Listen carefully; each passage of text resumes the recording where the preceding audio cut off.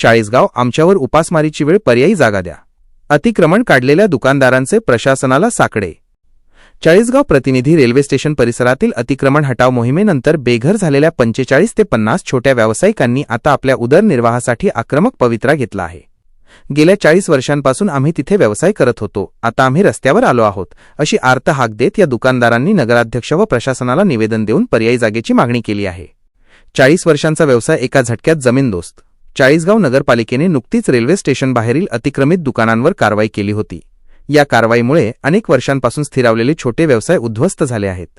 सोमवारी 2 फेब्रुवारी बाधित दुकानदारांनी एकत्र येत नगराध्यक्षा प्रतिभाताई चव्हाण, प्रांताधिकारी प्रमोद हिले, तहसीलदार प्रशांत पाटील आणि मुख्याधिकाऱ्यांना निवेदन सादर केले. निवेदनातील प्रमुख मागण्या. उदरनिर्वाहाचा प्रश्न. स्टेशनबाहेर सुमारे 45 ते 50 गरीब आणि गरजू नागरिक आपल्या कुटुंबाचा उदरनिर्वाह करत होते. दुकाने काढल्यामुळे या सर्वांवर उपासमारीची वेळ आली आहे. पर्यायी जागेची मागणी. प्रशासनाने शहर विकासासाठी अतिक्रमण काढले असले तरी या छोट्या दुकानदारांना व्यवसायासाठी शहरात अन्य कुठेही पर्यायी जागा उपलब्ध करून द्यावी. मानवीय दृष्टिकोन.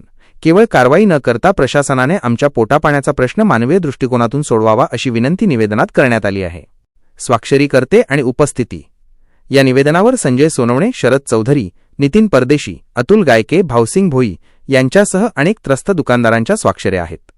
आम्ही निवेदनावर सह्या करणारे सर्वजण रस्त्यावर आलो आहोत. आमच्या कुटुंबाचे भविष्य आता प्रशासनाच्या निर्णयावर अवलंबून आहे, अशी भावना यावेळी व्यावसायिकांनी व्यक्त केली. प्रशासन आता या गोरगरीब दुकानदारांना पुनर्वसनासाठी काय पर्याय उपलब्ध करून देते याकडे सर्वांचे लक्ष लागले आहे.